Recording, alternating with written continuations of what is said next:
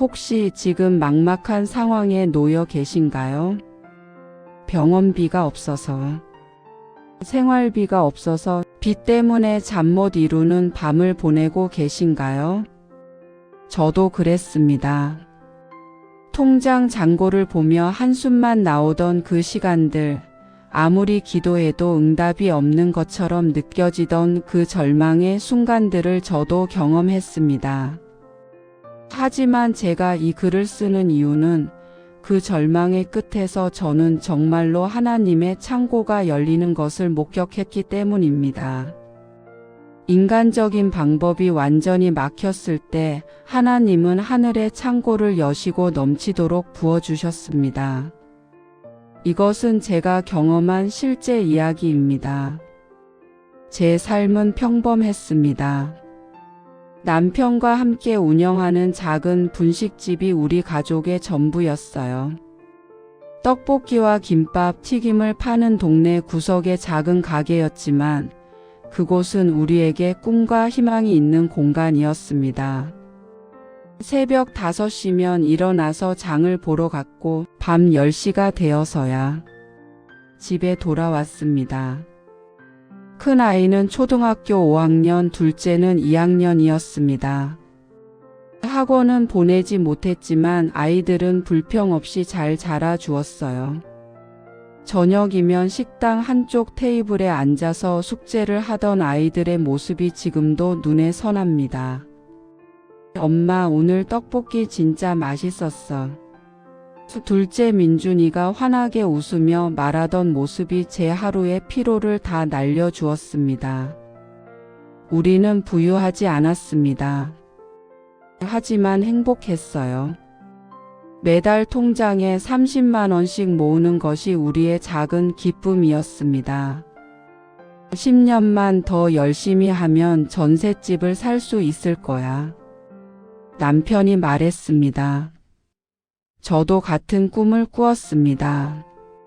가난하지만 건강하고 어렵지만 함께 있으면 행복한 그런 삶이었습니다. 일요일이면 온 가족이 교회에 갔습니다. 작은 교회였지만 따뜻한 곳이었어요. 아이들은 주일학교에서 찬양을 배웠고 저와 남편은 예배를 드렸습니다. 헌금은 넉넉하게 드리지 못했지만 마음만큼은 정성껏 드렸습니다. 하나님, 저희 가족을 지켜주셔서 감사합니다. 이것이 제 기도의 전부였습니다. 그때의 저는 몰랐습니다. 이 평범한 일상이 얼마나 소중한 것인지를, 건강한 가족이 함께 있다는 것이 얼마나 큰 축복인지를, 그리고 곧 우리 가족에게 엄청난 시험이 찾아올 것이라는 사실도 전혀 알지 못했습니다. 저는 새벽 5시에 일어나는 삶을 살았습니다. 하지만 가장 먼저 한 일은 장을 보러 가는 것이 아니었어요. 교회 새벽 기도회에 참석하는 것이었습니다. 추운 겨울이든 더운 여름이든 저는 새벽 기도를 빠뜨리지 않았습니다. 그것이 제 하루를 시작하는 힘이었습니다. 하나님, 오늘도 저희 가족을 지켜주세요. 장사가 잘 되게 해주시고 아이들이 건강하게 자라게 해주세요. 제 기도는 단순했습니다. 큰 것을 바라지 않았어요. 그저 오늘 하루도 무사히 가족이 함께 건강하게 살 수 있기를 바랐을 뿐입니다. 새벽 기도가 끝나면 시장에 갔습니다. 싱싱한 야채와 어묵, 떡을 사서 식당으로 돌아왔습니다. 아직 해가 뜨지 않은 어둠 속에서 재료를 손질하고 육수를 끓이고 떡볶이 양념을 만들었습니다. 남편은 6시쯤 일어나서 저를 도와주었습니다. 당신 오늘도 새벽 기도 다녀왔어? 건강 괜찮아? 남편이 걱정스럽게 물었습니다. 괜찮아요. 새벽 기도를 드리면 하루가 든든해져요. 저는 미소 지으며 대답했습니다.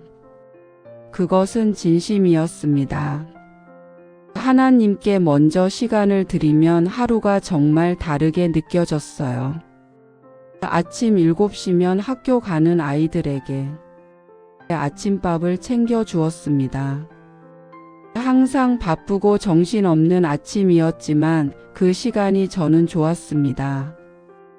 아이들의 웃음소리, 남편과 함께 일하는 시간, 손님들의 잘 먹었습니다. 인사. 이 모든 것이 제게는 하나님의 축복처럼 느껴졌습니다. 그러던 어느 날이었습니다. 아침에 민준이가 엄마 머리가 좀 아파요라고 말했습니다. 저는 대수롭지 않게 생각했습니다. 어제 밤 늦게까지 TV 봐서 그런가 보다. 학교 다녀오면 푹 쉬어. 제 대답은 그것뿐이었습니다. 그때의 저는 몰랐습니다. 그 한마디가 우리 가족의 모든 것을 바꾸는 시작이 될 줄은. 민준이의 두통은 계속되었습니다. 처음에는 피곤해서 그러겠지 생각했어요. 하지만 사흘째, 나흘째 같은 말을 반복하는 아이를 보며 불안한 마음이 들기 시작했습니다. 엄마, 오늘도 머리가 너무 아파요. 학교 가기 싫어요. 민준이의 얼굴은 창백했습니다. 동네 소아과에 데려갔습니다. 의사 선생님은 감기 기운이 있네요. 약 먹고 푹 쉬면 괜찮아질 거예요 라고 말했습니다. 저는 안도했습니다. 감기라니 다행이다. 약국에서 약을 받아와서 민준이에게 먹였습니다. 금방 나을 거야. 걱정하지 마. 아이의 머리를 쓰다듬으며 말했습니다. 하지만 약을 먹어도 나아지지 않았습니다. 오히려 민준이는 밥도 잘 먹지 못했어요. 엄마, 토할 것 같아요. 아이가 화장실로 달려갔습니다. 제 가슴이 철렁 내려앉았습니다. 이건 단순한 감기가 아니라는 생각이 들었습니다. 남편과 상의했습니다. 큰 병원에 한번 가봐야 할 것 같아요. 남편도 같은 생각이었습니다. 그래, 내일 대학병원에 가보자. 우리는 다음 날 예약을 잡았습니다. 그날 밤 잠을 이룰 수 없었습니다. 혹시나 하는 불길한 예감이 저를 괴롭혔습니다. 대학병원에 도착했습니다. 소아신경과였습니다. 담당 의사 선생님은 민준이의 상태를 꼼꼼히 살펴보더니 말했습니다. 일단 MRI를 찍어봐야 할 것 같습니다. 지속적인 두통과 구토 증상은 단순하게 넘길 수 없어요. MRI라는 단어에 제 심장이 빠르게 뛰기 시작했습니다. MRI 검사는 다음 주에 잡혔습니다. 일주일을 기다리는 동안 저는 제대로 잠을 자지 못했습니다. 밤마다 민준이를 안고 기도했습니다. 하나님, 제 아이를 지켜주세요. 제발 아무 일도 없게 해주세요. 눈물로 드리는 기도였습니다. 하지만 그것은 시작에 불과했습니다. MRI 결과를 듣던 날을 저는 평생 잊을 수 없을 것입니다. 담당 의사 선생님의 표정이 너무나 심각했습니다. 부모님만 먼저 들어오시겠어요? 민준이는 밖에서 기다리게 하고 저와 남편만 진료실에 들어갔습니다. 그 순간부터 제 다리가 떨리기 시작했습니다. MRI 사진을 보면 의사 선생님이 모니터를 가리켰습니다. 하얀 화면에 뇌 사진이 나타났습니다. 여기 이 부분이 보이시죠? 민준이의 뇌에 종양이 발견되었습니다. 종양. 그 단어가 제 귀를 때렸습니다. 순간 정신이 멍해졌어요. 종양이라니. 제 아들의 뇌 종양이라니. 크기가 작지 않습니다. 빠른 시일 내에 수술을 해야 합니다. 늦어지면 위험할 수 있어요. 의사 선생님의 말이 계속 이어졌지만 저는 제대로 듣지 못했습니다. 옆에서 남편이 그러면 수술하면 괜찮아지는 거죠? 떨리는 목소리로 물었습니다. 수술이 잘 되면 예후는 좋습니다. 하지만 뇌수술이기 때문에 위험이 전혀 없는 것은 아닙니다. 그리고 수술 후에도 추가 치료가 필요할 수 있습니다.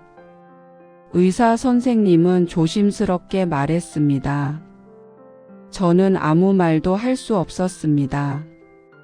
그저 눈물만 흘러내렸습니다. 진료실을 나와서 민준이를 보았습니다. 아이는 복도 의자에 앉아서 순진하게 웃고 있었어요. 엄마, 검사 결과 어때요? 저 괜찮은 거죠? 제 눈에서 다시 눈물이 쏟아졌습니다. 어떻게 이 아이에게 말할 수 있을까요? 내 머리에 종양이 있다고. 수술을 해야 한다고. 민준아, 괜찮아. 엄마가 다 고쳐줄게. 제가 할 수 있는 말은 그것뿐이었습니다. 아이를 꼭 안았습니다. 제 품에 안긴 아이의 작은 몸이 너무나 소중하게 느껴졌습니다. 그날 밤 저는 잠들지 못하고 하나님께 울부짖었습니다. 하나님, 왜 하필 제 아이입니까? 제가 대신 아프면 안 됩니까? 수술 날짜가 잡혔습니다. 2주 후였습니다. 하지만 그보다 더 큰 문제가 우리를 기다리고 있었습니다. 병원 원무과에서 전화가 왔습니다. 수술 전에 입원 보증금과 수술비를 납부하셔야 합니다. 제가 물었습니다. 얼마나 필요한가요? 입원비와 수술비를 합쳐서 약 2천만 원 정도 예상됩니다. 건강보험이 적용되어도 본인 부담금이 상당합니다. 2천만 원. 그 숫자를 듣는 순간 제 머릿속이 하얘졌습니다. 우리 통장에 있는 돈은 전부 합쳐도 150만 원이었습니다. 남편에게 말했습니다. 여보, 어떡하죠? 우리 돈이 150만 원밖에 없어요. 남편의 얼굴도 창백해졌습니다. 은행 대출을 받아야지. 다른 방법이 없어. 우리는 다음날 은행에 갔습니다. 하지만 우리 같은 자영업자에게 큰 돈을 빌려주는 곳은 없었습니다. 신용대출은 최대 500만 원까지 가능합니다. 담보가 없으면 더 이상은 어렵습니다. 은행 직원의 말이 제 가슴을 찔렀습니다. 500만 원. 그것만으로는 턱없이 부족했습니다. 카드론도 알아보시고 마이너스 통장도 만드세요. 그래도 부족하면. 직원의 말이 이어졌지만 들리지 않았습니다. 우리는 할 수 있는 모든 방법을 동원했습니다. 신용대출 500만 원, 카드론 300만 원, 마이너스 통장 200만 원. 그래도 1천만 원이 부족했습니다. 남편이 말했습니다. 친척들에게 부탁해야 할 것 같아. 그리고 교회에도 사정을 말해보자. 저는 고개를 끄덕였습니다. 자존심을 버려야 할 때였습니다. 그날부터 친척들에게 전화를 돌렸습니다. 형님, 제가 이런 부탁드리기 정말 죄송합니다만 고개를 숙이며 돈을 빌려달라고 했습니다. 어떤 분은 흔쾌히 도와주셨고 어떤 분은 난처해 하셨습니다. 미안하다. 우리도 형편이 어려워서. 거절당할 때마다 제 마음이 무너졌습니다. 하지만 멈출 수 없었습니다. 아이를 살려야 했으니까요. 식당 문을 닫았습니다. 민준이의 수술과 간병을 위해서는 어쩔 수 없는 선택이었습니다. 우리의 유일한 수입원이 끊긴 것입니다. 손님들한테 뭐라고 말할까요? 남편이 물었습니다. 가족 사정으로 잠시 쉽니다. 곧 다시 오겠습니다. 식당 문에 종이를 붙였습니다. 단골 손님들이 걱정하며 전화를 주었습니다. 사장님, 무슨 일 있어요? 괜찮으세요? 저는 울먹이며 대답했습니다. 둘째가 아파서요. 수술을 해야 해서. 죄송합니다. 손님들은 위로의 말을 건네 주었습니다. 하지만 그것으로는 아무것도 해결되지 않았습니다. 큰아들 정훈이를 외가에 맡겼습니다. 제 어머니가 걱정하지 말고 민준이한테만 신경 써. 정훈이는 내가 돌볼게라고 말씀하셨습니다. 정훈이는 눈물을 글썽이며 동생 빨리 낫게 해줘. 나도 같이 기도할게라고 말했습니다. 제 가슴이 미어졌습니다. 남편은 일용직 일을 시작했습니다. 건설 현장에서 하루 10만 원을 받는 막노동이었습니다. 조금이라도 벌어야 해. 우리 살아가야 하잖아. 남편의 손에는 굳은 살이 생기기 시작했습니다. 그렇게 열심히 일해도 하루 10만 원, 한 달이면 300만 원이었습니다. 저는 병원에서 민준이를 돌보았습니다. 수술 날짜가 다가올수록 아이는 더 아파했습니다.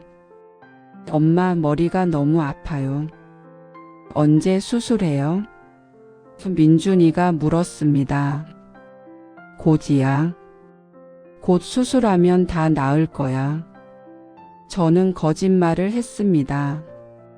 수술비를 다 마련하지 못했다는 사실을 아이에게 말할 수 없었습니다. 밤이 되면 병실 화장실에 숨어서 울었습니다. 소리 내어 울 수 없었습니다. 민준이가 들을까봐. 다른 환자들에게 미안해서. 그렇게 조용히 하지만 온몸이 떨리도록 울었습니다. 하나님, 저 이제 어떻게 해야 합니까? 길이 보이지 않습니다. 제 기도는 절규였습니다. 친척들에게 빌린 돈은 총 600만 원이었습니다. 고마운 분들이었습니다. 하지만 아직도 400만 원이 부족했습니다. 수술 날짜는 일주일 앞으로 다가왔습니다. 저는 절박했습니다. 이대로는 안 돼. 무슨 수를 써서라도 돈을 마련해야 해. 남편도 같은 생각이었습니다. 대부업체를 알아보기 시작했습니다. 제2금융권, 제3금융권. 이자가 얼마든 상관없었습니다. 일단 아이부터 살려야 했습니다. 연이자 24%입니다. 그래도 괜찮으시겠어요? 대부업체 직원이 물었습니다. 네, 괜찮습니다. 빌려주세요. 저는 주저하지 않았습니다. 300만 원을 더 빌렸습니다. 이제 100만 원만 있으면 되었습니다. 교회 목사님께 찾아갔습니다. 목사님, 제가 이렇게 찾아뵙게 되어 정말 죄송합니다. 저는 모든 사정을 말씀드렸습니다. 목사님의 눈에도 눈물이 맺혔습니다. 집사님, 교회에서 최선을 다해 돕겠습니다. 다음 주일 교회에서 저희 가족을 위한 특별 헌금이 있었습니다. 저는 그 자리에 있을 수 없었습니다. 병원에서 민준이를 돌봐야 했기 때문입니다. 하지만 남편이 대신 참석했고 그날 모아진 헌금은 150만 원이었다고 했습니다. 여보, 우리 교회 성도님들이 정말 많이 도와주셨어요. 남편이 울먹였습니다. 드디어 2천만 원을 마련했습니다. 아니, 정확히는 2,050만 원을 만들었습니다. 원무과에 입금했습니다. 입금 확인되었습니다. 예정대로 수술 진행하겠습니다. 직원의 말을 듣는 순간 저는 그 자리에 주저앉아 울었습니다. 안도의 눈물이었습니다. 하지만 동시에 두려움이 밀려왔습니다. 이제부터 갚아야 할 빚이 2천만 원입니다. 게다가 대부업체 대출 이자만 한 달에 60만 원이었습니다. 어떻게 갚지? 남편이 한숨을 쉬었습니다. 저도 대답할 수 없었습니다. 하지만 일단은 아이의 수술이 먼저였습니다. 나머지는 나중에 생각하기로 했습니다. 그러나 수술 당일 새벽부터 잠을 이룰 수 없었습니다. 민준이는 전날 밤부터 금식을 했습니다. 엄마, 배고파요. 물도 마실 수 없어요? 아이가 물었습니다. 수술 끝나면 맛있는 거 많이 먹자. 조금만 참아. 저는 아이의 손을 꼭 잡았습니다. 아이의 손은 너무나 작고 여렸습니다. 오전 8시 수술실로 들어가는 시간이었습니다. 침대에 누운 민준이가 저를 올려다 보았습니다. 엄마, 무섭지 않아요? 하나님이 저를 지켜주실 거예요. 8살 아이의 입에서 나온 말이었습니다. 제 눈에서 눈물이 쏟아졌습니다. 그래, 하나님이 우리 민준이를 꼭 지켜주실 거야. 수술실 문이 닫혔습니다. 저와 남편은 수술실 밖 의자에 앉아서 기다렸습니다. 5시간에서 7시간이 걸린다고 했습니다. 그 시간이 얼마나 길었는지 모릅니다. 우리는 계속 기도했습니다. 하나님, 민준이의 수술을 도와주세요. 의사 선생님의 손을 인도해 주세요. 6시간이 지났습니다. 수술실 문이 열렸습니다. 담당 의사 선생님이 나오셨습니다. 저와 남편은 벌떡 일어났습니다. 수술은 성공적이었습니다. 종양을 깨끗하게 제거했습니다. 의사 선생님의 말에 제 다리에서 힘이 빠졌습니다. 감사합니다. 정말 감사합니다. 저는 고개를 숙여 인사했습니다. 회복실로 옮겨진 민준이를 보았습니다. 머리에 붕대를 감고 있었지만 숨을 쉬고 있었습니다. 살아 있었습니다. 제 아들이 살아 있었습니다. 저는 아이의 손을 잡고 울었습니다. 고마워, 민준아. 잘 견뎌줘서 고마워. 그때 의사 선생님이 다시 말씀하셨습니다. 다만 조직 검사 결과를 봐야 합니다. 그리고 악성 종양일 경우 항암 치료가 필요할 수 있습니다.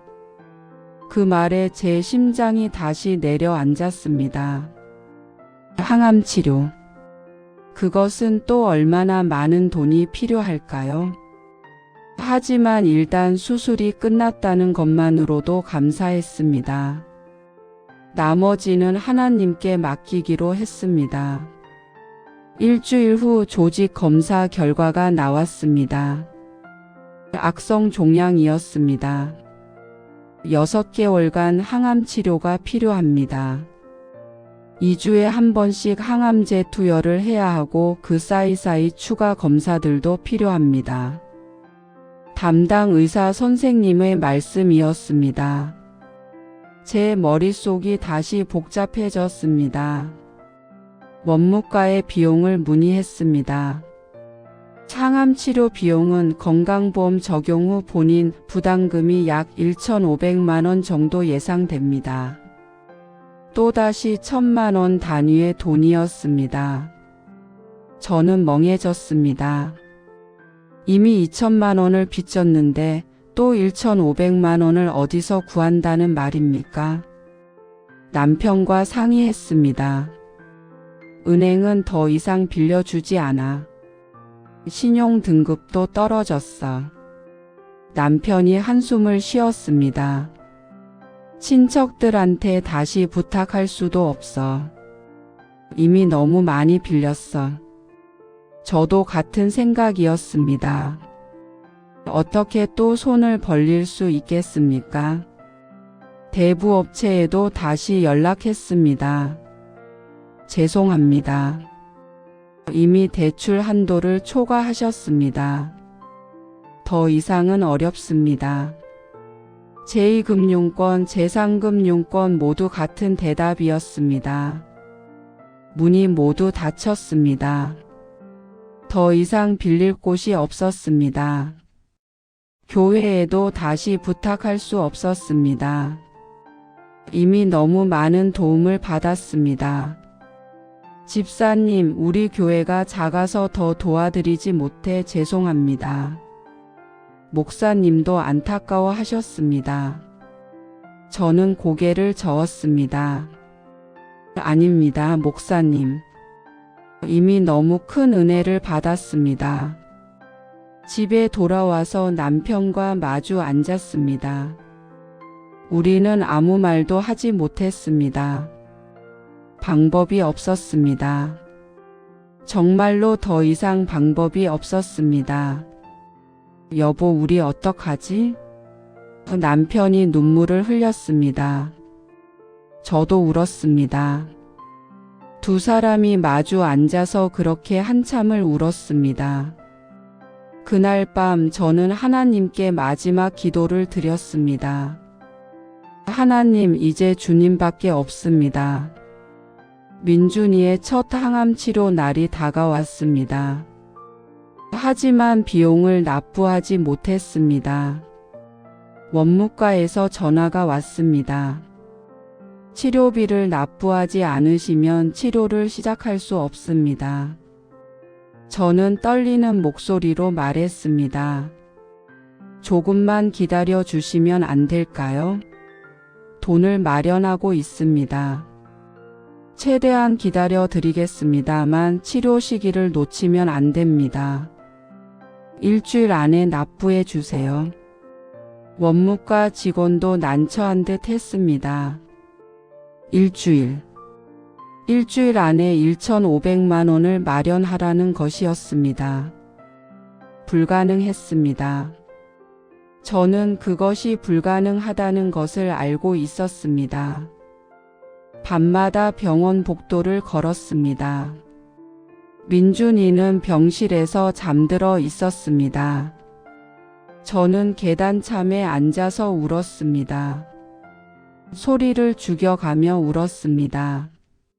하나님, 정말 계십니까? 제 기도를 들으십니까? 왜 대답이 없으십니까? 저는 하나님께 따졌습니다. 원망스러웠습니다. 어느 날 밤 병원 옥상에 올라갔습니다. 차가운 바람이 불었습니다. 아래를 내려다 보았습니다. 순간 무서운 생각이 스쳤습니다. 내가 사라지면 보험금으로라도. 하지만 곧 정신을 차렸습니다. 아니, 이건 아니야. 민준이가 엄마를 기다리고 있어. 나는 살아야 해. 옥상에서 내려와 병원 기도실에 갔습니다. 작은 방이었습니다. 십자가가 걸려 있었습니다. 저는 그 앞에 무릎을 꿇었습니다. 하나님, 저는 더 이상 어떻게 해야 할지 모르겠습니다. 방법이 보이지 않습니다. 빌 곳도 없고 구할 곳도 없습니다. 이제 주님밖에 없습니다. 눈물이 멈추지 않았습니다. 제 인생에서 가장 절박한 기도였습니다. 주님, 제가 뭘 잘못했습니까? 제가 회개할 것이 있다면 다 회개하겠습니다. 제 아이만은 살려주세요. 제발 부탁드립니다. 그렇게 1시간을 울며 기도했습니다. 그날 밤 저는 정말로 모든 것을 내려놓았습니다. 제 계획, 제 방법, 제 생각을 모두 내려놓고 오직 하나님의 뜻에 맡겼습니다. 일주일이 지났습니다. 저는 돈을 마련하지 못했어요. 은행도 친척도 대부업체도 모두 문을 닫았습니다. 원무과에서 다시 전화가 왔습니다. 치료비 납부가 되지 않았습니다. 오늘 중으로 연락 주세요. 담당 간호사의 목소리는 안타까움이 묻어났습니다. 원무과 사무실로 갔습니다. 담당자는 저를 보자마자 한숨을 쉬었습니다. 어머님, 저희도 정말 난처합니다. 이미 병원 규정상 최대한 기다려 드렸어요. 하지만 더 이상은 어렵습니다. 치료비가 납부되지 않으면 항암 치료를 시작할 수가 없습니다. 제 눈에서 눈물이 흘러내렸습니다. 조금만 더 기다려 주시면 안 될까요? 제발 부탁드립니다.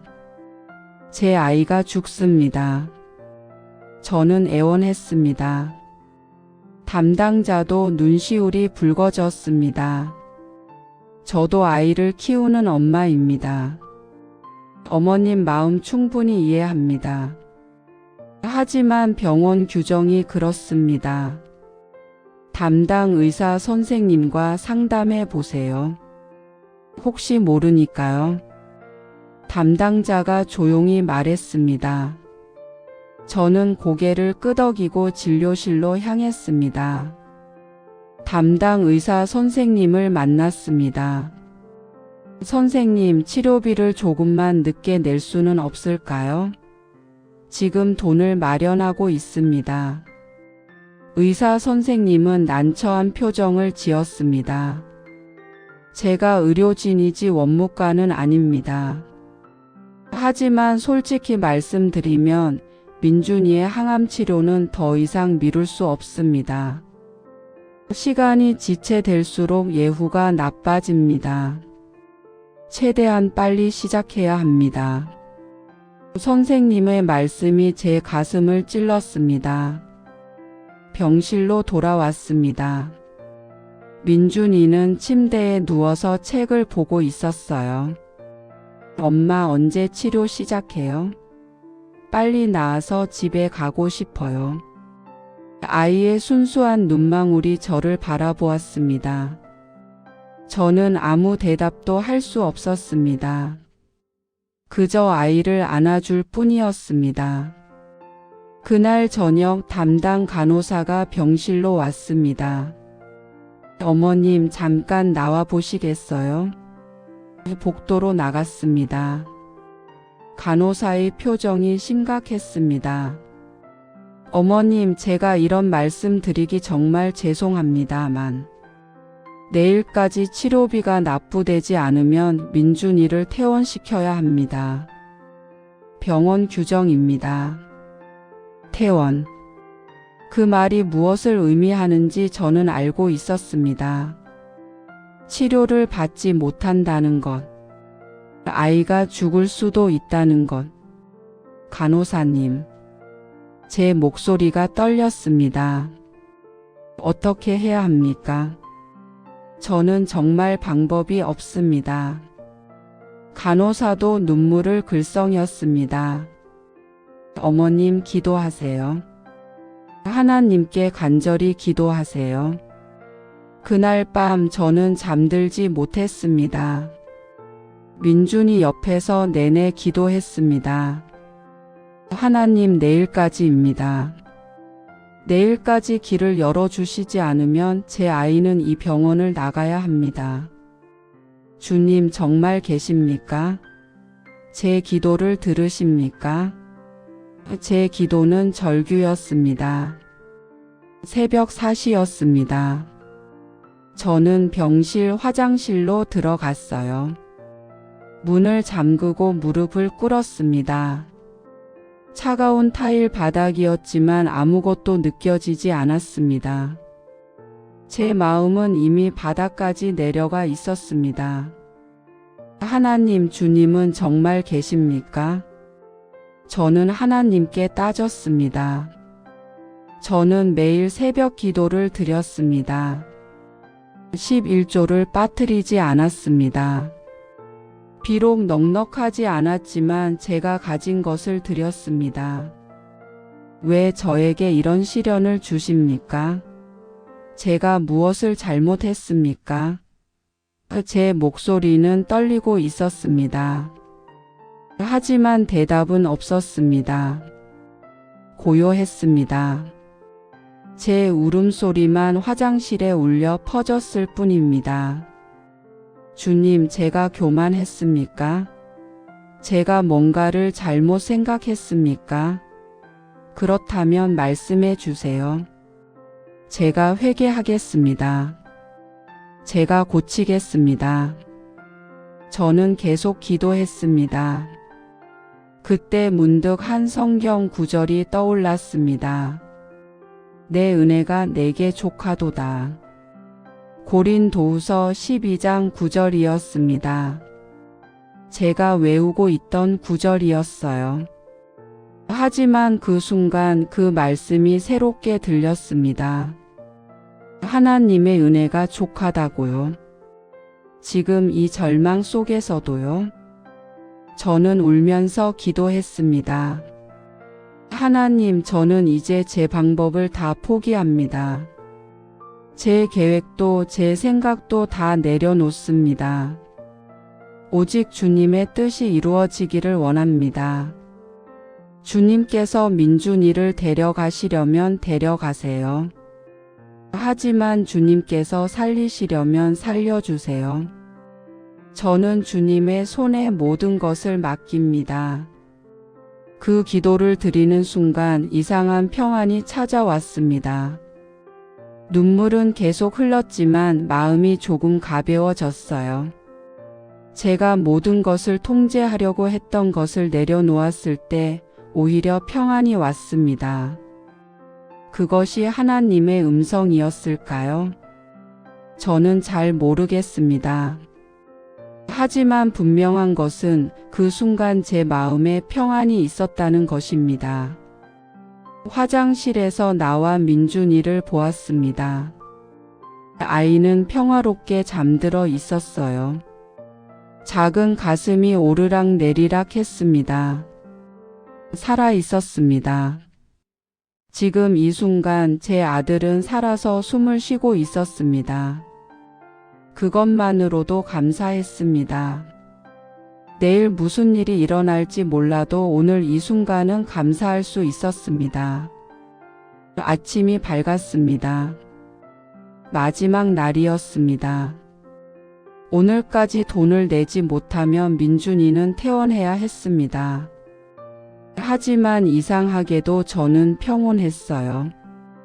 어젯밤 그 기도 이후로 제 마음에는 두려움이 아닌 평안이 자리 잡고 있었습니다. 주님이 알아서 하시겠지. 그런 마음이었습니다. 아침 식사 시간이었습니다. 민준이는 죽을 조금 먹었어요. 엄마, 오늘은 좀 괜찮아. 머리가 덜 아파? 아이가 미소를 지었습니다. 저는 그 미소를 보면서 눈물이 나려고 했습니다. 하지만 참았습니다. 아이 앞에서는 울지 말자고 다짐했습니다. 그런데 민준이가 제 손을 잡았습니다.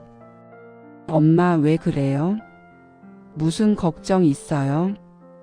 아이의 눈이 저를 빤히 보았습니다. 저는 고개를 저었습니다. 아니야, 엄마는 괜찮아. 하지만 아이는 알고 있는 것 같았습니다. 제가 걱정하고 있다는 것을. 엄마 울지 마.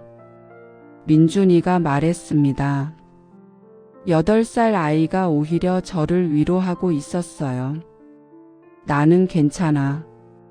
하나님이 나를 지켜주실 거야. 주일학교 선생님이 그랬어. 하나님은 우리를 사랑하신대. 그러니까 나는 괜찮을 거야. 아이의 순수한 믿음이 제 가슴을 뭉클하게 만들었습니다.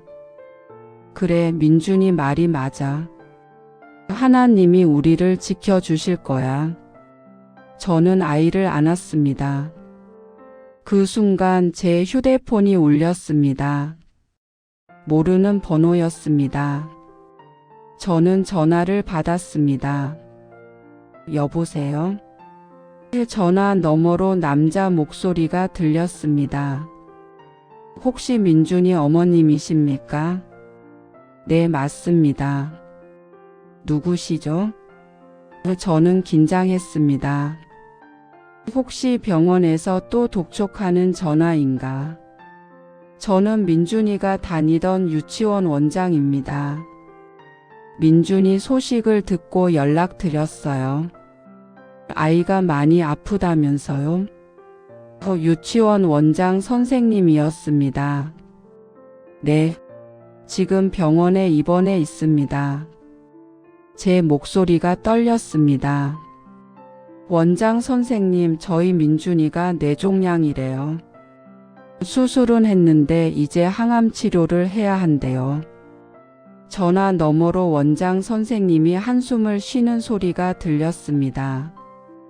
어머님, 얼마나 힘드시겠어요? 제가 뭘 도와드릴 수 있을까요? 저는 망설였습니다. 돈을 달라고 말할 수 있을까요? 하지만 원장 선생님이 먼저 말씀하셨습니다. 혹시 치료비가 많이 필요하시죠? 제가 유치원 학부모님들께 말씀드려 볼게요. 민준이를 기억하는 분들이 많으실 거예요. 조금이나마 도움이 될 수 있을 거예요. 저는 눈물이 터져 나왔습니다. 원장 선생님, 감사합니다. 정말 감사합니다. 제가 말할 수 있는 것은 그것뿐이었습니다. 전화를 끊고 민준이를 보았습니다. 아이는 제 눈물을 보고 물었습니다. 엄마, 왜 울어? 슬퍼? 저는 고개를 저었습니다. 아니야, 엄마는 기뻐서 우는 거야. 좋은 일이 생겼어. 그날 오후 교회 목사님이 병원으로 오셨습니다. 집사님, 제가 기도하러 왔습니다. 목사님은 민준이의 머리에 손을 얹고 기도하셨습니다. 하나님 아버지, 이 아이를 고쳐주세요. 이 가정에 하늘의 은혜를 부어주세요. 목사님의 기도 소리가 병실에 울려 퍼졌습니다. 기도가 끝나고 목사님이 말씀하셨습니다. 집사님, 하나님의 창고는 무한합니다. 우리가 볼 수 없어도 하나님은 이미 길을 예비하고 계십니다. 믿으세요. 그 말씀이 제 마음에 깊이 새겨졌습니다. 하나님의 창고는 무한하다. 저는 그 말씀을 붙잡았습니다. 목사님은 떠나지 않으시고 저와 이야기를 나누셨습니다. 집사님, 지금 많이 힘드시죠? 저는 고개를 끄덕였습니다. 네, 목사님. 솔직히 말씀드리면 하나님이 원망스러웠습니다. 왜 하필 제 아이에게 이런 일이 생겼는지 이해할 수 없었어요. 목사님은 부드럽게 미소 지으셨습니다. 집사님, 그런 감정을 느끼는 것은 당연합니다. 하나님도 이해하십니다. 욥도 하나님께 따졌고 다윗도 하나님께 부르짖었습니다. 하나님은 우리의 솔직한 마음을 받아주십니다. 목사님의 말씀이 제 마음을 위로해 주었습니다. 하지만 집사님 한 가지 기억하세요. 하나님의 시간표는 우리와 다릅니다. 우리는 지금 당장 응답을 원하지만 하나님은 가장 좋은 때에 가장 좋은 방법으로 응답하십니다. 그것을 믿고 기다리는 것이 믿음입니다. 목사님의 말씀에 저는 눈물을 흘렸습니다. 목사님, 하지만 오늘까지입니다. 오늘까지 치료비를 내지 못하면 민준이는 퇴원해야 해요. 시간이 없습니다. 제 목소리는 절박했습니다. 목사님은 제 손을 잡으셨습니다. 집사님, 하나님은 막판에 역사하시는 분입니다. 송해가 갈라진 것도 막판이었고 다니엘이 구원받은 것도 막판이었습니다. 하나님은 우리를 끝까지 몰아가십니다. 그것은 우리가 하나님만 바라보게 하기 위함입니다. 인간의 방법이 다 끝났을 때 하나님의 기적이 시작됩니다. 집사님, 지금이 바로 그때입니다.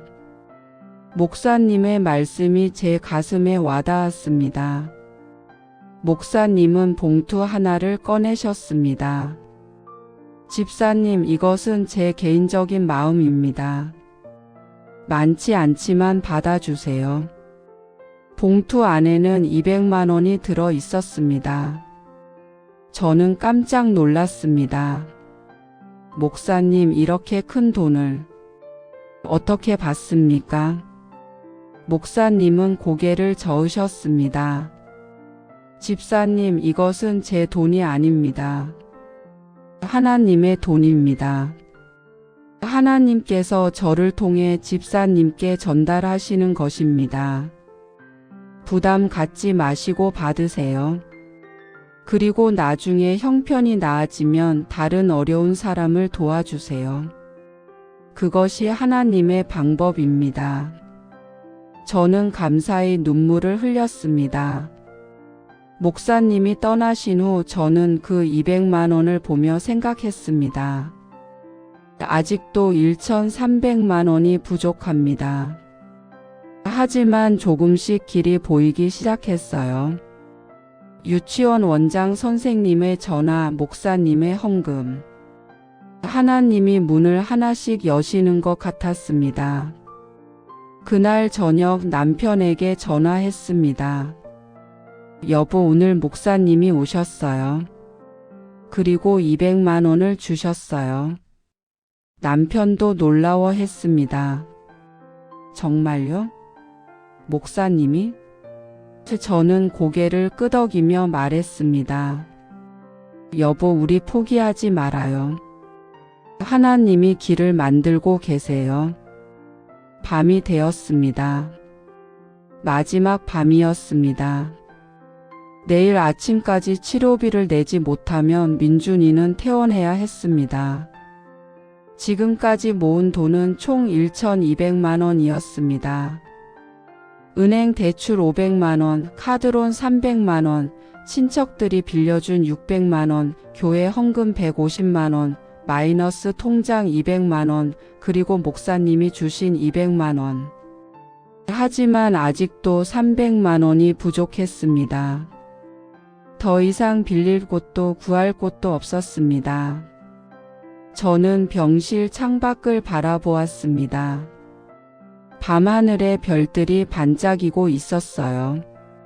저 별들을 만드신 하나님이라면 우리의 300만 원 문제도 해결하실 수 있지 않을까요?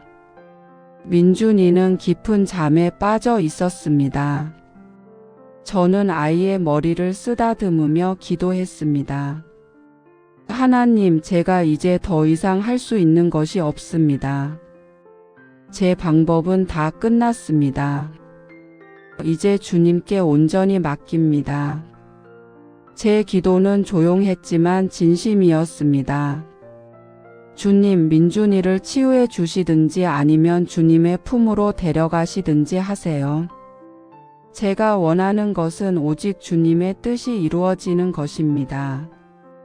제 계획이 아니라 주님의 계획이 이루어지기를 원합니다. 그렇게 기도하는데 마음에 평안이 찾아왔습니다.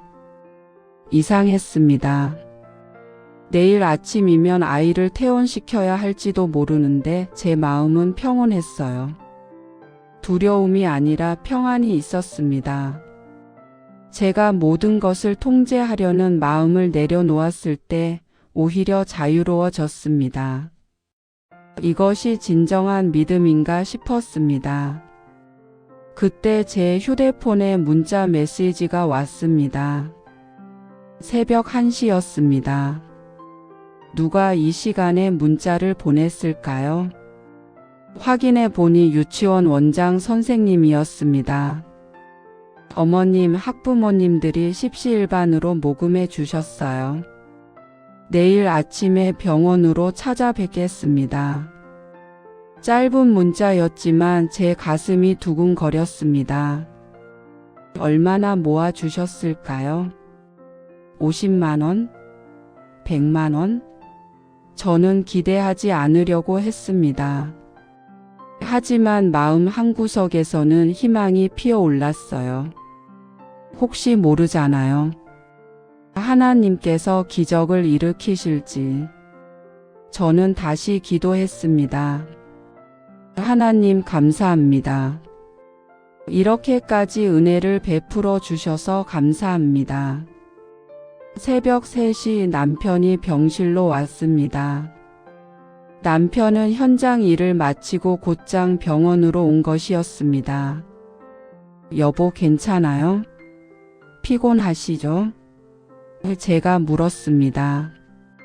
남편은 지친 얼굴로 미소를 지었습니다. 괜찮아요. 우리 민준이가 더 힘들잖아요. 남편에게 오늘 있었던 일들을 말해 주었습니다. 목사님이 오신 것, 유치원 원장 선생님의 문자. 남편도 눈시울이 붉어졌습니다. 여보, 이렇게 많은 분들이 우리를 도와주시다니. 우리는 정말 복받은 사람들이에요. 저도 고개를 끄덕였습니다. 여보, 그런데 아직도 300만 원이 부족해요. 제가 말했습니다. 남편은 한참을 생각하더니 말했습니다. 여보, 우리 그냥 기도합시다. 우리가 할 수 있는 건 기도밖에 없어요. 하나님께 맡깁시다. 우리는 손을 잡고 함께 기도했습니다.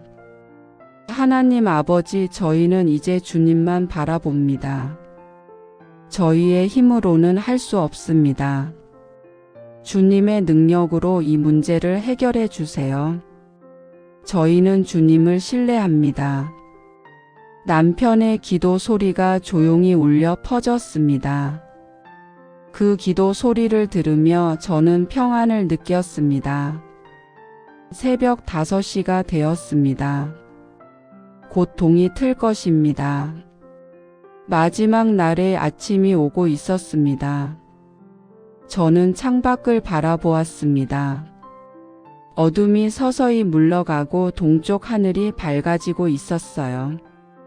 새로운 날이 시작되고 있었습니다. 그리고 저는 알 수 없었습니다. 오늘 하나님께서 어떤 일을 행하실지. 아침 8시였습니다. 유치원 원장 선생님이 병실로 오셨어요. 손에는 큰 봉투를 들고 계셨습니다. 어머님, 학부모님들이 정성껏 모아주셨어요. 원장 선생님의 눈에도 눈물이 맺혀 있었습니다. 봉투를 열어보니 현금이 가득 들어 있었습니다. 모두 합쳐서 150만 원입니다. 민준이를 기억하는 학부모님들이 한 분도 빠짐없이 동참해 주셨어요. 어떤 분은 10만 원, 어떤 분은 5만 원, 형편이 어려운 분들은 1만 원씩이라도 보내주셨습니다. 원장 선생님의 말씀을 듣는데 눈물이 쏟아졌습니다. 감사합니다, 원장 선생님. 정말 감사합니다. 저는 고개를 숙여 인사했습니다. 이제 150만 원을 더 받았으니 아직 150만 원이 부족했습니다. 1,500만 원 중에서 1,350만 원을 마련한 것입니다. 거의 다 왔습니다. 하지만 아직도 부족했어요. 원장 선생님이 떠나신 후 저는 원무과에 전화했습니다. 지금 1,350만 원을 준비했습니다. 일단 이것부터 입금하고 나머지 150만 원은 조금만 더 기다려 주시면 안 될까요? 목소리가 떨렸습니다. 원무과 직원은 잠시 침묵했습니다. 담당 의사 선생님과 상의해 보겠습니다. 잠시만 기다려 주세요. 전화가 끊겼습니다. 저는 두근거리는 가슴을 안고 기다렸습니다. 10분 후 다시 전화가 왔습니다.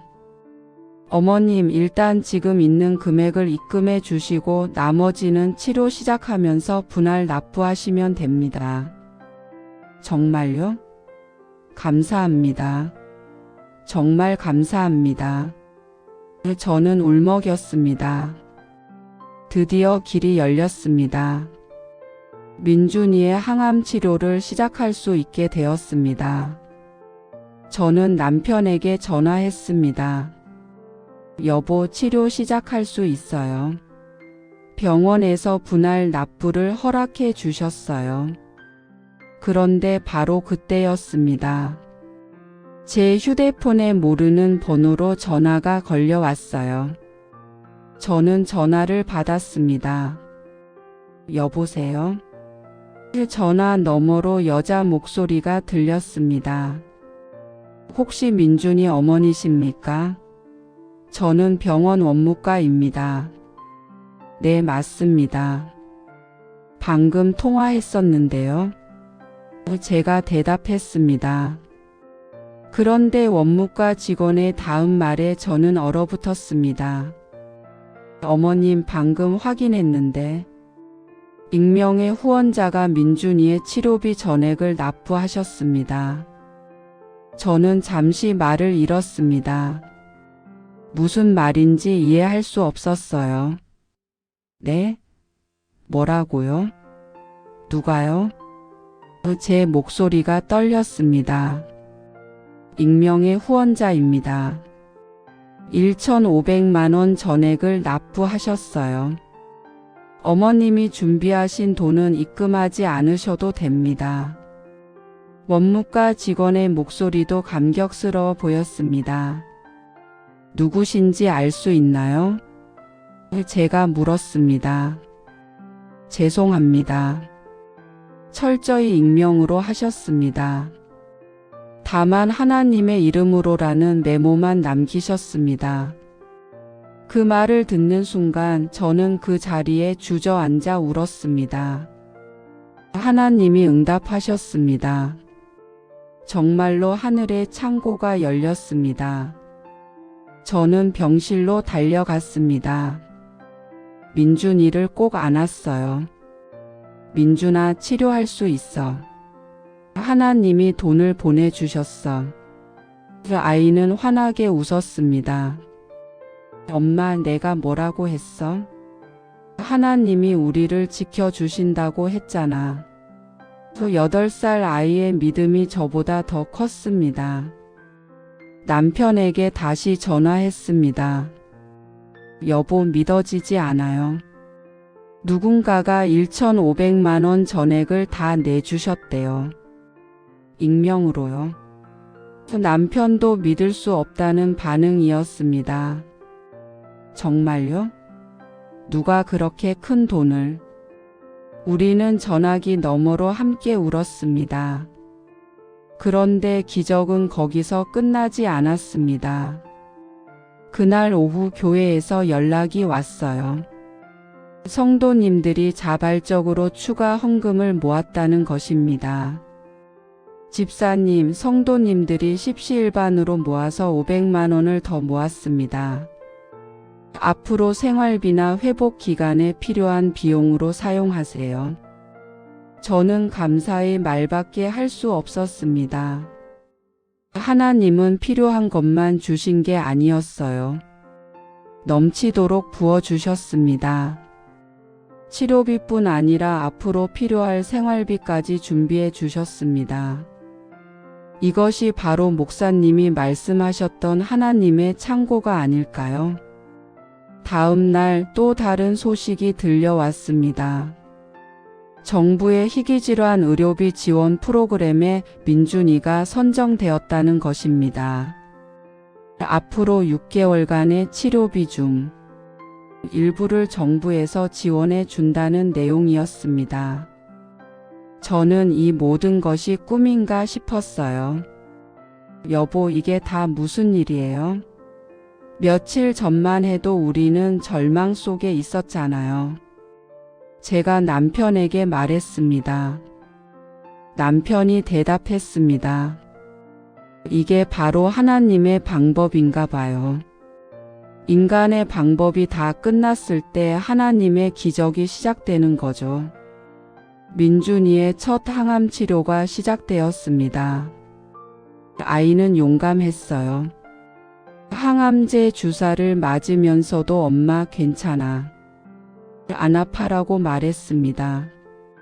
물론 힘들어했지만 그 어린 나이에 놀라운 용기를 보여주었습니다. 저는 아이를 보며 하나님께 감사했습니다. 6개월간의 항암 치료는 쉽지 않았습니다. 민준이는 머리카락이 빠지고 입맛이 없어지고 자주 토했어요. 하지만 우리는 포기하지 않았습니다. 매 치료마다 기도했고 민준이도 기도했습니다. 하나님, 저를 낫게 해주세요. 저는 하나님을 믿어요. 그리고 놀라운 일이 일어났습니다. 민준이의 몸이 항암 치료에 잘 반응했어요. 의사 선생님도 놀라워했습니다. 민준이가 예상보다 훨씬 빨리 회복되고 있습니다. 정말 다행입니다. 저는 그것이 의학의 힘만이 아니라는 것을 알고 있었습니다. 하나님의 손길이 민준이를 만지고 계셨습니다. 6개월이 지났습니다. 민준이의 마지막 항암 치료가 끝났어요. 그리고 한 달 후 최종 검사 결과가 나왔습니다. 담당 의사 선생님이 말씀하셨습니다. 민준이 축하합니다. 완치 판정입니다. 종양도 재발하지 않았고 모든 수치가 정상입니다. 완치. 그 단어를 듣는 순간 제 눈에서 눈물이 쏟아졌습니다. 기쁨의 눈물이었어요. 감사의 눈물이었습니다. 민준이도 환하게 웃었습니다. 엄마, 나 이제 학교 갈 수 있어? 저는 아이를 꼭 안았습니다. 그래, 민준아. 이제 학교도 가고 친구들도 만날 수 있어. 퇴원하던 날 병원 복도를 걸으며 지난 1년을 돌아보았습니다. 절망의 순간들, 눈물의 밤들, 그리고 기적의 날들. 모든 것이 주마등처럼 스쳐 지나갔어요. 그 모든 순간마다 하나님이 함께 하셨습니다. 제가 보지 못했을 뿐 하나님은 항상 곁에 계셨습니다. 집으로 돌아오는 길 민준이가 말했습니다. 엄마, 나 커서 의사 될래. 아픈 사람들을 고쳐주고 싶어. 제 가슴이 뭉클했어요. 이 아이가 이 경험을 통해 얼마나 성장했는지 느껴졌습니다. 그래, 민준아. 내가 하고 싶은 거 다 해. 엄마가 응원할게. 하지만 현실은 녹록지 않았습니다. 우리에게는 아직 2천만 원의 빚이 남아 있었어요. 친척들에게 빌린 돈, 은행 대출, 카드론, 대부업체 대출. 모두 갚아야 할 돈들이었습니다.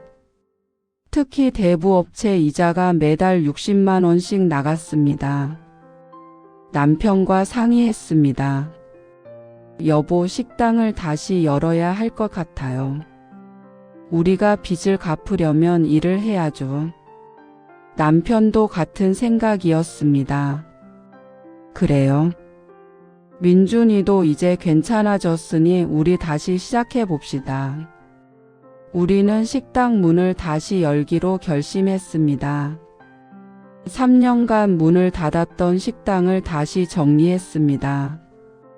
먼지를 닦고 기구들을 손보고 새로 페인트 칠을 했어요.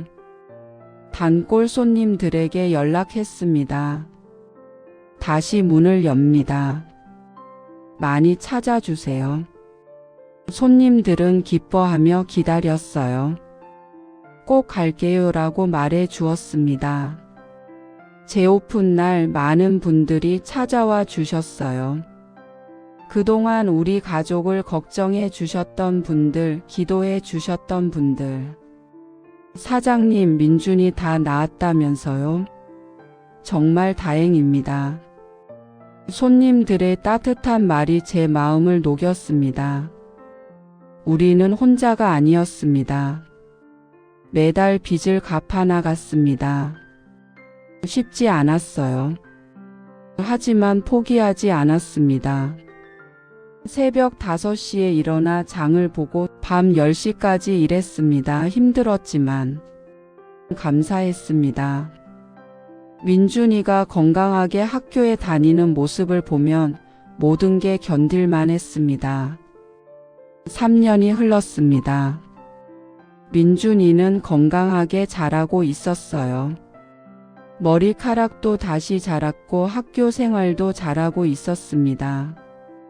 정기검진에서도 계속 좋은 결과가 나왔습니다. 민준이는 이제 완전히 건강합니다.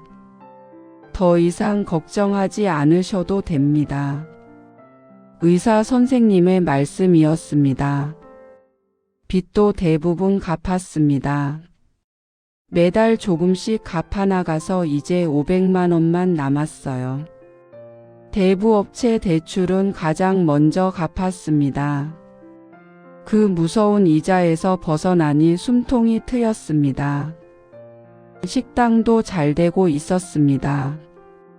단골 손님들이 많아지고 입소문도 났습니다.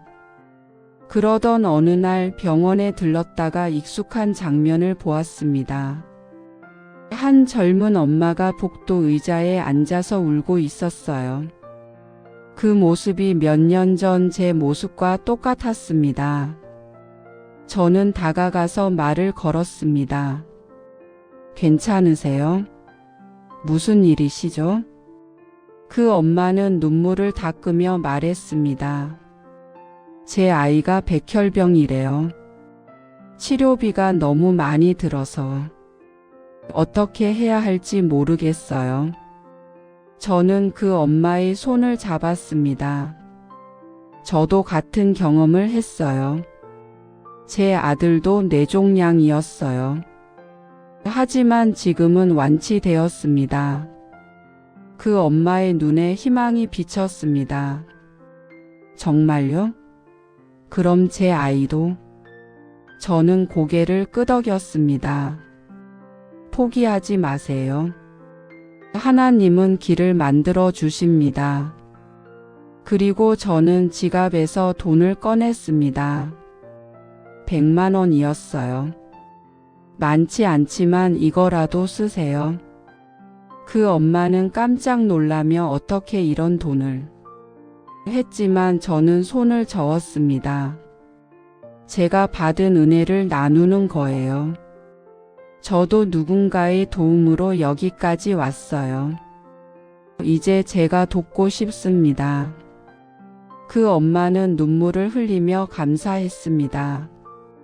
그날 이후로 저는 결심했습니다. 매달 식당 수익의 10%를 따로 모아두기로 했어요.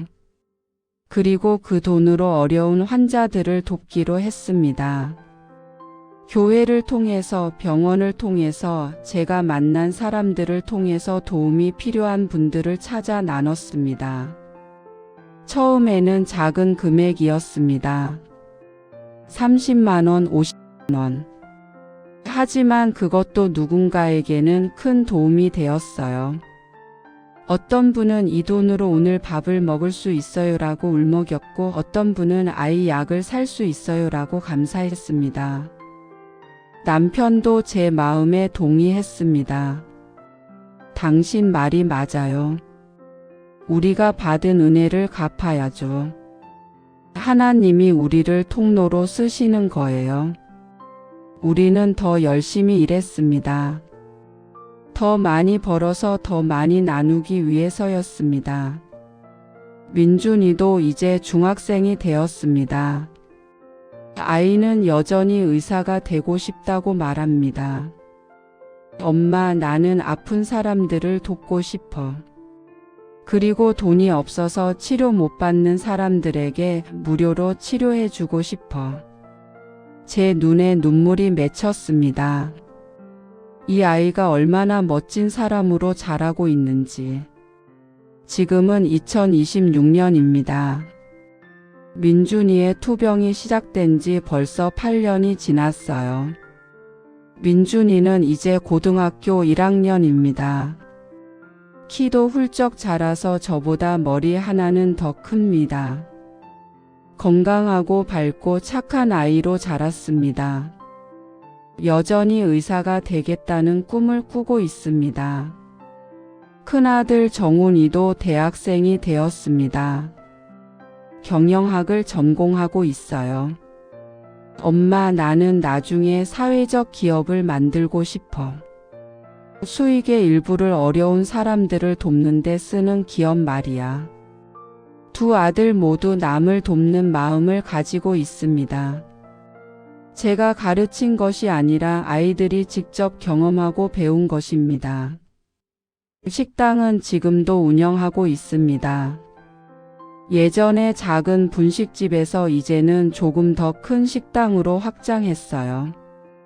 직원도 2명 고용했습니다. 장사가 잘 되는 편입니다. 하지만 저는 절대 잊지 않습니다. 이 모든 것이 하나님의 은혜라는 것을. 매달 수익의 10%를 구제헌금으로 드립니다. 교회에도 드리고 직접 어려운 분들에게도 드립니다. 지난 5년간 제가 도운 사람들이 10명이 넘습니다. 큰 돈은 아니지만 조금씩이라도 나누려고 노력했습니다. 그것이 제가 할 수 있는 감사의 표현입니다. 가끔 그때를 생각합니다. 병원 복도에서 울던 그 밤들, 화장실에서 무릎 꿇고 기도하던 새벽들. 그때는 너무 힘들었어요. 왜 하나님이 응답하지 않으시나 원망했습니다. 하지만 지금 돌이켜보면 하나님은 항상 계셨습니다. 제가 보지 못했을 뿐입니다. 하나님은 제가 모든 인간적인 방법을 다 시도하게 하셨습니다. 은행도 가보고 친척들에게도 부탁해보고 대부업체도 알아보게 하셨어요. 그렇게 제 힘으로는 절대 안 된다는 것을 깨닫게 하셨습니다. 그리고 제가 완전히 무릎을 꿇었을 때 하나님의 창고를 여셨습니다. 익명의 후원자가 누구였는지 저는 끝내 알지 못했습니다. 병원에서도 절대 알려줄 수 없다고 했어요. 하지만 저는 알고 있습니다. 그분이 누구시든 하나님이 그분을 통해 역사하셨다는 것을. 그분은 하나님의 손과 발이 되어 주셨습니다. 지금도 저는 매일 새벽 기도를 드립니다. 민준이도 가끔 저와 함께 나갑니다. 엄마, 새벽 기도 드리면 하나님이 들으시는 거 맞죠? 민준이가 묻습니다. 그럼 하나님은 항상 들으신단다. 우리가 포기하지 않고 기도하면 반드시 응답하셨어. 제 대답입니다. 에필로그. 이 영상을 보시는 여러분께 전하고 싶은 말이 있습니다. 혹시 지금 절망 속에 계신가요? 병원비 때문에, 생활비 때문에, 빚 때문에 밤잠을 이루지 못하고 계신가요? 저도 그랬습니다. 저도 그 어둠 속을 걸었습니다. 하지만 제가 증언합니다.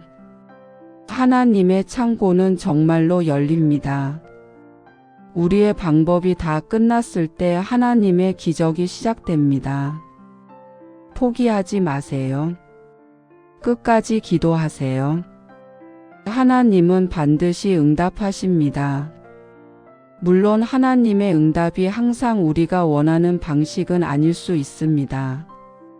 하지만 하나님은 가장 좋은 때에 가장 좋은 방법으로 역사하십니다.